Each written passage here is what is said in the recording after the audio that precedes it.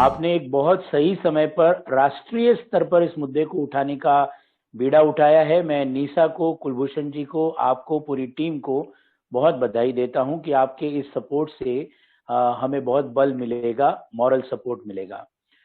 अभी जिस ऑर्डर की बात हेमलता जी ने भी कही, 28 अक्टूबर को कोर्ट में शिक्षा विभाग को या राज्य सरकार को अपना अपना पूरा जो वो कहना चाहते थे वो पेश करना था। लेकिन उन्होंने कोर्ट में पेश करने से पहले ही ऑर्डर को पब्लिक में पेश कर दिया और ऑर्डर को ऑर्डर की तरह जारी कर दिया। उस ऑर्डर में मेन बात उन्होंने लिखी कि कोर्स यानी सिलेबस 60% हमने कर दिया है, तो बिना किसी और चीज को कंसिडर किए हुए 60% कोर्स हमने किया है तो आप 60% फीस लोगे। इसको इतना सिंप्लीफाई कर दिया उन्होंने कि ओनली सिलेबस मैटर्स, जबकि सिलेबस उन्होंने केवल एक सप्ताह पहले क्या होगा वो डिक्लेयर किया और बिल्कुल सीबीएसई को कॉपी किया उन्होंने। जो बात मन में दिल में होती है वो जबान पे आ ही जाती है। शिक्षा मंत्री के मन में जो पहले से ही बहुत गहरी सोच बैठी हुई है प्राइवेट स्कूलों के प्रति, जो वो बायस्ड हैं, जो उनके मन में पाखंड एक बसा हुआ है, वो सामने आ गया है। अब मुझे एक बात बताइए कि as per law schools society में या ट्रस्ट में रजिस्टर्ड होती है, नॉट फॉर प्रॉफिट। अब जब उनको मान्यता देती है तो ये शर्त लगी हुई होती है, चाहे शिक्षा विभाग मान्यता या एनओसी दे रहा है या सीबीएसई या राजस्थान बोर्ड उसको अफिलिएट कर रहा है, तो as a charity clause compulsorily उनको उसमें आना पड़ता है। और उसमें चैरिटी क्लॉज होने की वजह से उनके कुछ रिस्ट्रिक्शंस हैं, उन रिस्ट्रिक्शंस को फॉलो करना पड़ता है। और जो उसका प्रमोटर है, जो स्कूल के डायरेक्टर्स हैं, समझ लीजिए अध्यक्ष, सचिव या जो कुछ भी एज पर फॉर्मेट बनना और बनाना पड़ता है, वो केवल फंड्स कहीं से ला सकता है, चाहे वो डोनेशन से लाए, चाहे कहीं से भी वो अरेंज करे, विड्रॉ नहीं कर सकता, उसमें से ड्रॉ नहीं कर सकता because of the charity clause. तो अब आपने उसको धंधा कह दिया तो फिर उसको धंधा रहने दीजिए ना। आप एक तरफ तो कहते हो कि स्कूल्स चैरिटी कर रहे हैं और चैरिटी में आपने उसको रजिस्टर किया हुआ है, कह रहे हो धंधा, आपके मन में है धंधा। आप कमर्शियल बिल, बिजली के, पानी के, लैंड कन्वर्जन के, यूडी टैक्स के, ये सारे पैसे बिल्कुल वैसे ही लेते हो जैसे कमर्शियल ऑर्गेनाइजेशन के लेते हो, और आप उसको प्रॉफिट लेने नहीं देते। फिर इस समय जब फीस आ नहीं रही है, फीस के ऊपर पूरी तरह से रिस्ट्रिक्शंस आपने लगा दिए, गार्जियन दे रहा था एज पर, ये देखिए फीस का मुद्दा हमारे और गार्जियन के बीच का मुद्दा था और हम लोग ले रहे थे और गार्जियन दे भी रहे थे। यहाँ पर बात आई सक्षम या असक्षम की। सक्षम लोग दे रहे थे, उनसे हम ले रहे थे, जिससे हमारा कामकाज चल रहा था। लेकिन जो उन्होंने स्टेटमेंट दिए और 28 तारीख को जो बीकानेर निदेशालय से जो ऑर्डर जारी हुआ वो डैमेजिंग है। उसमें कहा गया है, आप देखिए, आपने मुझसे सवाल पूछा था तो उसमें ऐसा क्या है। उसमें पहली बात तो केवल 60% फीस लेने के लिए कहा, वो भी अगर एक मान लीजिए कि एक बार हम मान लेते हैं तो भी उसमें लिखा हुआ है कि किसी पर दबाव नहीं डालोगे, यानी 60% फीस भी लेने के लिए वो अगर कह रहे हैं, लेकिन उस पे भी पेरेंट्स को आप दबाव नहीं डालोगे। कोई नहीं दे रहा है तो उसको आप कुछ नहीं कह सकते, ना उसको ऑनलाइन क्लास से आप हटा सकते हो, ना उसका बोर्ड का फॉर्म भरने से आप उसको रोक सकते हो, ना उसको टीसी दे सकते हो, उसको कुछ नहीं कह सकते। तो फिर कैसे चलेगा भाई? ये जो ऑर्डर डैमेजिंग है, इसकी वजह से सारी परेशानियां हो गई है। और हमने 33 जिलों में जाके सारे 33 जिलों से ज्ञापन भिजवाए, उनको रिक्वेस्ट की, वहां जा जा करके उनको ज्ञापन दिए, लेकिन उन्होंने नहीं सुना। तब जाकर के इस अंतिम और डैमेजिंग ऑर्डर के ऊपर हमको इस तरह का स्टेप लेना पड़ा कि हमें ऑनलाइन क्लासेस को भी सस्पेंड करना पड़ा। कोर्ट में भी हम गए, लेकिन कोर्ट पे तो वही बात है, तारीख पे तारीख, तारीख पे तारीख, कुछ नहीं हो रहा है। अगर कोर्ट का भी जजमेंट, जब कोर्ट का जजमेंट आया था सिंगल बेंच का कि आप 70% फीस ले सकते हैं, हम लोगों ने उसको भी एक्सेप्ट किया था और उसके हिसाब से हम ले रहे थे। लेकिन तुरंत बाद में ही कोर्ट में भी डबल बेंच में स्टे लग गया और सरकार ने फिर अपने डैमेजिंग स्टेटमेंट्स देने शुरू कर दीजिए। अब यहाँ पर जो सक्षम पेरेंट्स हैं, उन सक्षम पेरेंट्स ने भी देना बंद कर दिया। जो दे सकते हैं, जो देना चाहते थे, उन्होंने भी हाथ खींच लिए। क्या पता फीस माफ हो जाएगी। अब मैं यहाँ अमित जी एक बात बता दूं आपको कि आप लोग बार बार पेरेंट्स की तरफ से कह रहे हैं कि पेरेंट्स को कोरोना की मार पड़ी है। आप मेरी एक लिस्ट सुन लीजिए कि किसको मार नहीं पड़ी है। इस कोरोना का असर किस पर बिल्कुल भी नहीं हुआ है, या कुछ लोग ऐसे भी हैं जिन पर कोरोना का पॉजिटिव इफेक्ट हुआ है बिजनेस और इकोनॉमी पर। उनकी कमाई बढ़ी है, वो ज्यादा कमा रहे हैं, उनका धंधा फ्लोरिश कर रहा है। मैं लिस्ट बताता हूं, एक दिन के लिए भी लॉकडाउन नहीं हुआ। वो हमारे देश का किसान, खेती एक दिन के लिए भी बंद नहीं हुई और उनको हर तरह से सपोर्ट मिला। खेती बाड़ी पूरे, जो भारत कृषि प्रधान है और गांव गांव में हमारे पेरेंट्स, जयपुर की मैं बात नहीं करता, बड़े शहरों में तो किसान बहुत कम होंगे, लेकिन बाकी पूरे राज्य भर में किसानों के बच्चे हमारे पास पढ़ते हैं और किसान की कमाई पर, उनके कामकाज पर लॉकडाउन का, पेंडेमिक का एक दिन भी असर नहीं हुआ है। उनकी खेतीबाड़ी बहुत अच्छी फसल हुई है, मौसम इस बार बहुत अनुकूल रहा है, बहुत अच्छी पैदावार है, बहुत अच्छा उनको मूल्य मिल रहा है। किसानों के लिए सरकार ने जो भी आदेश निकाले हैं उससे उनकी कमाई पर एक दिन के लिए भी कोई असर नहीं हुआ।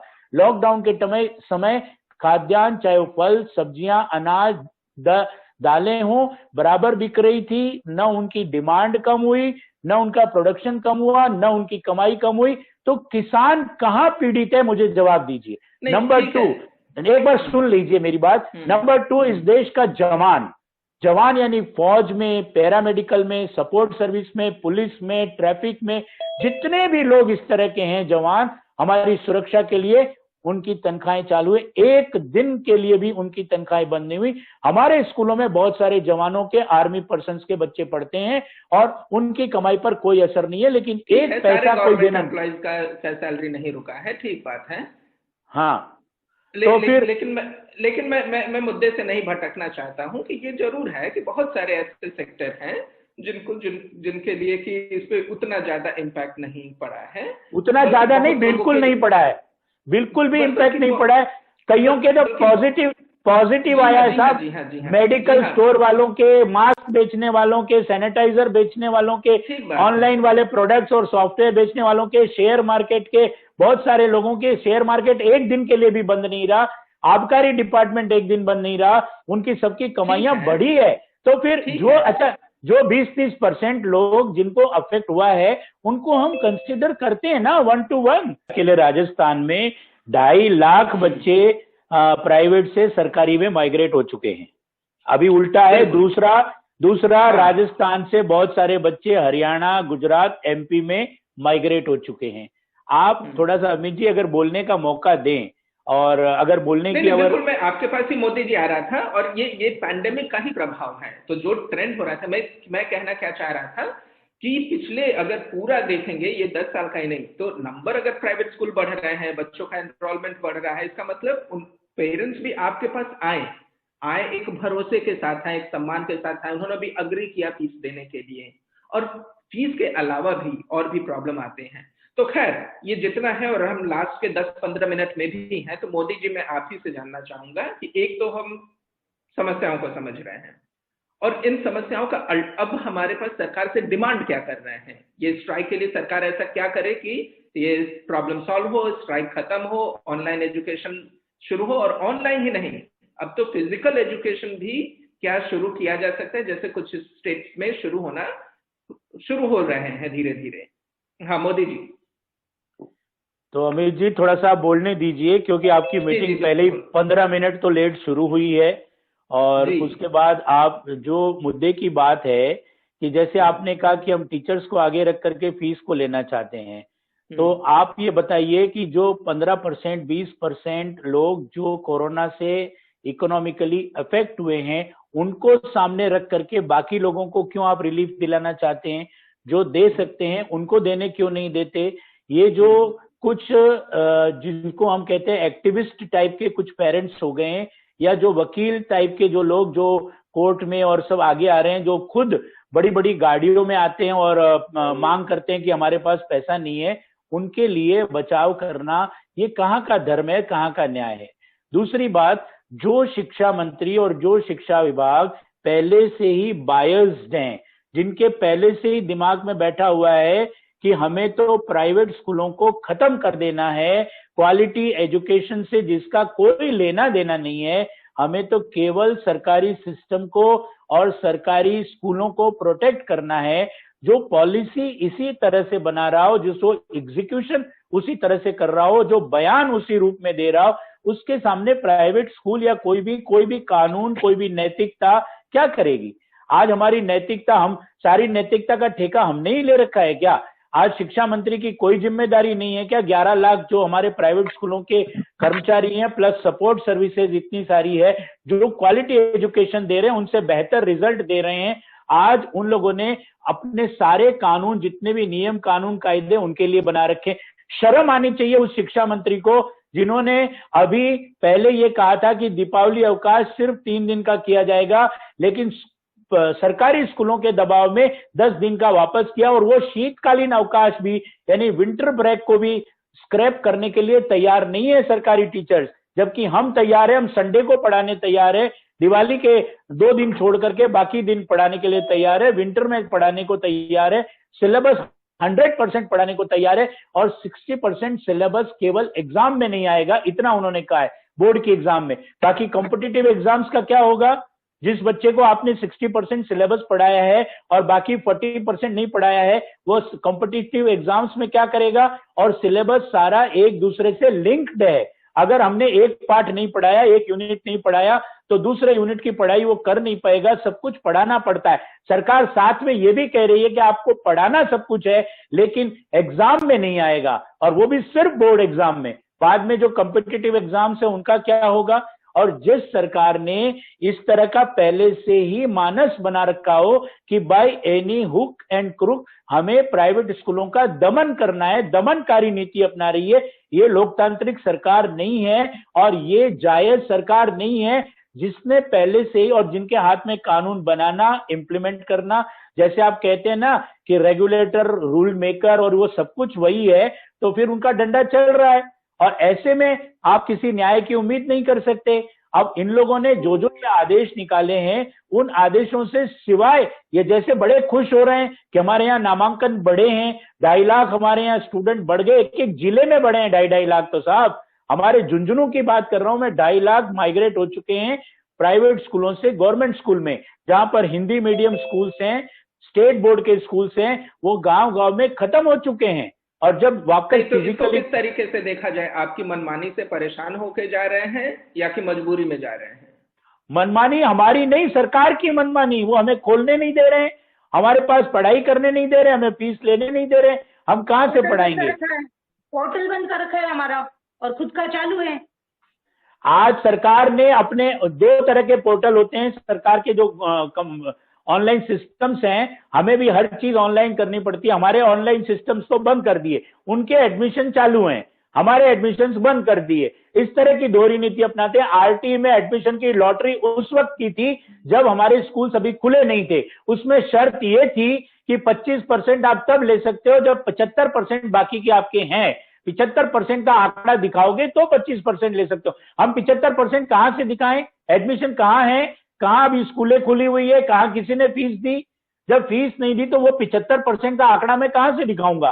नहीं, लेकिन ये तो हास्यास्पद है, क्योंकि जब 75% ही नहीं तो 25% कहां से आ गया? हाँ, तो वही तो बात है। 75% मुझे आप लेने नहीं दे रहे हो, मेरे पास एडमिशन के लिए बच्चे आने नहीं दे रहे हो, हमें फीस लेने नहीं दे रहे हो, तो मैं 75 कहां से दिखाऊंगा? आप अमित जी जरा थोड़ी रेशनली बातें सुनिए, राज्य सरकार क्या कर रही है उसको समझने की कोशिश कीजिए। आप ये कह रहे हैं, ये चर्चा रखा है, हम आपसे जानना चाहते हैं, बिल्कुल जानना चाहते हैं। हम क्या पेरेंट्स के लिए नहीं बैठे हैं? हमने एजुकेशन के लिए, क्वालिटी एजुकेशन के लिए सारे प्राइवेट स्कूल ने जी जान लगाई है। संडे मंडे कुछ नहीं देखते हैं। बरसात पेरेंट्स के लिए है, पेरेंट्स का इतना ख्याल रखते हैं, पेरेंट्स को इतना मानते हैं, तो आज आपके साथ पेरेंट्स क्यों नहीं खड़े हैं? साथ पेरेंट्स को खड़े नहीं रहने दे रहे हैं। सरकार उनको जबरदस्ती प्रोटेक्ट कर रही है, फीस देने की जरूरत नहीं है। वो ऐसे स्टेटमेंट दे रही है कि जब स्कूल नहीं खुले तो फीस किस बात की, अब कह रहे हैं जब सिलेबस डिसाइड नहीं है तो फीस किस बात की, इस तरह की बात कर रहे हैं। तो आपके प्रोटेस्ट के समर्थन में आपका प्रोटेस्ट दिन पे दिन बढ़ता जा रहा है, रोज मीडिया में न्यूज आते जा रहे हैं, एजुकेशन मिनिस्टर के स्टेटमेंट भी आए, अभी आपको हरियाणा से भी समर्थन मिलने लगा, पंजाब से भी समर्थन मिलने लगा, धीरे धीरे बढ़ रहा है। लेकिन आपके समर्थन में आपके झुंझुनू के ही कितने हजार कितने लाख पेरेंट्स आपके समर्थन में खड़े हैं, वो क्यों आपके साथ खड़े नहीं हो रहे हैं? वो इसलिए नहीं खड़े हो रहे हैं कि सरकार उनके साथ है, उनको उल्टी पट्टी पढ़ा रही है कि फीस देने की जरूरत नहीं है, हम आपको माफ करेंगे। और पेरेंट्स को इस समय सरकार को पैसा देना चाहिए था ना। अगर पैसा, पेरेंट्स के पास पैसा नहीं है, इकोनॉमिकली पेंडेमिक की वजह से उन पर असर पड़ा है, तो सरकार देना, क्योंकि सरकार की जिम्मेदारी है फ्री एंड कंपल्सरी एजुकेशन देना up to 8th class 6 to 14 years. अभी तक तो न्यू एजुकेशन पॉलिसी में तो 12th तक देना है, तो अगर सरकार क्यों नहीं दे देती फिर पैसा डीबीटी के माध्यम से उनके खाते।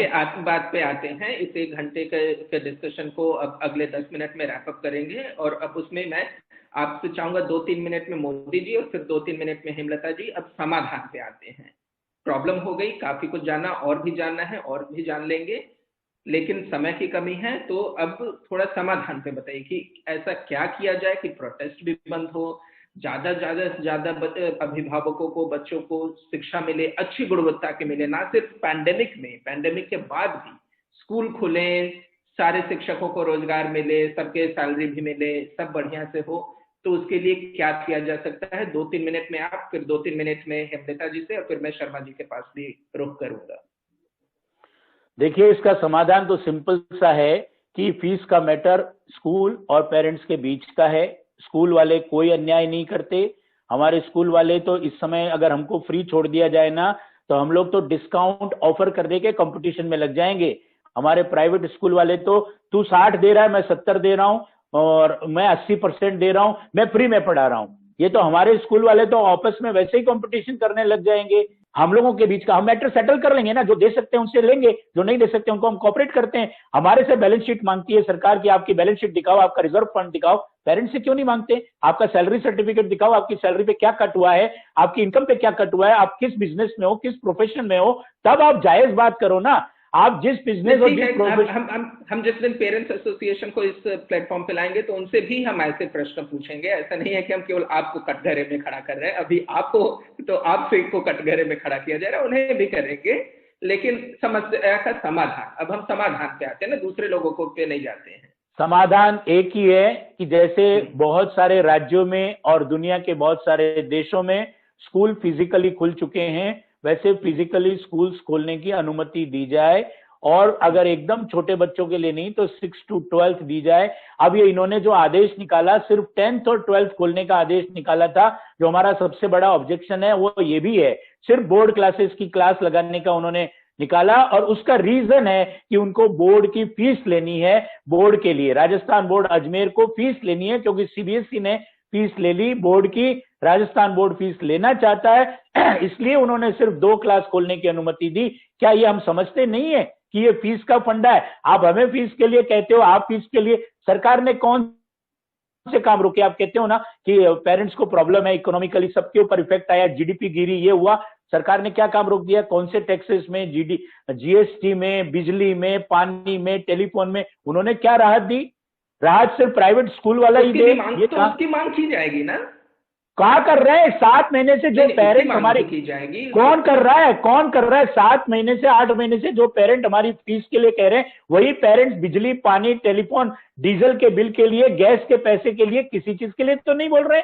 ये कहां तक जायज है? वो पेरेंट्स जो गलत दिशा में जा रहे हैं, क्या गरीब की भाभी सिर्फ स्कूल वाला है? हम लोग कमजोर है, हम लोग यूनाइटेड नहीं है, इसलिए ये लोग गलत फायदा उठा रहे हैं। सरकार उनका साथ दे रही है, क्यों नहीं कर रहे हैं वो? अगर उनको वाकई में प्रॉब्लम है तो अगर ठीक है, सॉल्यूशन ये है कि सरकार इंटरफियर करना बंद करे, स्कूलें खोले, हमको फीस लेने दे। जो सक्षम है उनसे हम अपने आप लेंगे, जो सक्षम नहीं है उनके हम जबरदस्ती घर में जाके डाका नहीं डालते हैं। It is between them and us. जैसे ठीक है, तो जैसे जैसे सारे अभी धीरे धीरे चीजें नॉर्मल हो रही हैं, कोविड के इम्पैक्ट को भी थोड़ा सा कंट्रोल किया गया है, सारे बिजनेस, सारे ट्रांसपोर्टेशन, रेलवे, एयरलाइन सब कुछ खुलना शुरू हो गए हैं, अभी बिहार में इलेक्शन हो रहा है, बड़ी बड़ी रैलियां निकाली जा रही हैं, भीड़ लग रहा है, त्योहार। राजस्थान में पंचायत के हो चुके हैं, नगर परिषद के हो चुके हैं, सारी एग्जाम हो चुकी है, सिर्फ ये स्कूल नहीं खोलने दे रहे हैं। पंचायतों के इलेक्शन हो गए, कॉर्पोरेशन के इलेक्शन हो गए, नगर परिषद के अभी होने वाले हैं, सब इलेक्शन हो रहे हैं, सब एग्जाम हो रही है। इनका काम केवल स्कूलों का दमन करना है। ये उनको बहुत अच्छा मौका मिला है। आप कह रहे हैं सब नॉर्मल हो जाएगा, नॉर्मल नहीं होगा। 2.5 लाख बच्चे प्राइवेट से सरकारी में माइग्रेट कर चुके हैं, वो कभी अभी इस साल तो वापस आने का चांस नहीं है। और दूसरी बात, उनको फ्री में पढ़ा करके फ्री में रिजल्ट देंगे, क्योंकि इनको पता है कि एग्जाम लेना, रिजल्ट देना उनके हाथ में है। सारा कुछ खुल के करते हैं ये लोग, और ये बात बच्चों को जाके घर घर काउंसलिंग करते हैं कि आप हमारे पास आ जाओ, हम रिजल्ट भी देंगे। आपको क्या बताऊं, मेरे पास अब इतने सारे सरकार के ये जो स्कूलें हैं, इनकी पोल है, आप देखिए मेरे पास 150 के करीब कागज है, इनकी हालत क्या है। लेकिन उसके बावजूद अपनी स्कूलों को संभालने की बजाय उनमें पोजीशंस खाली है, वैकेंसीज हैं, टीचर्स नहीं है, लेकिन रिजल्ट 100% दे रहे हैं, नकल करा के खुलेआम धड़ल्ले से नकल कराते हैं ये लोग। अब इस शिक्षा व्यवस्था में फिर क्वालिटी की बात, नैतिकता की बात, सारा ठेका हमने ही ले रखा है।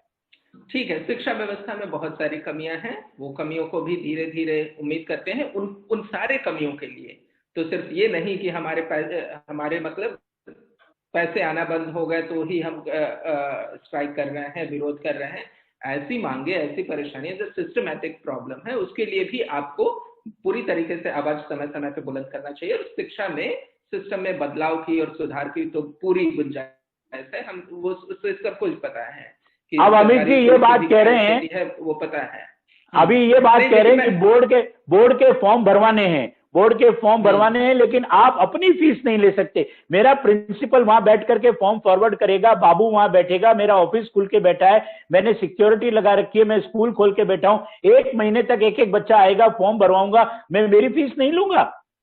नहीं लीजिए, वो उनका कहा नहीं, मना किया है, नहीं मना कर रहा है सरकार ने मना किया है कि आप दबाव नहीं डालोगे, बोर्ड का फॉर्म किसी का नहीं रोक सकते, फीस नहीं देगा तो नहीं देगा, ये लिखा है उस सर्कुलर में, आप पढ़ लीजिए अच्छे से। ठीक है, चलिए हम कैसे मान लिया जाए सरकार, हम लोग स्ट्राइक पे नहीं जाएंगे, बंद नहीं करेंगे तो क्या करेंगे।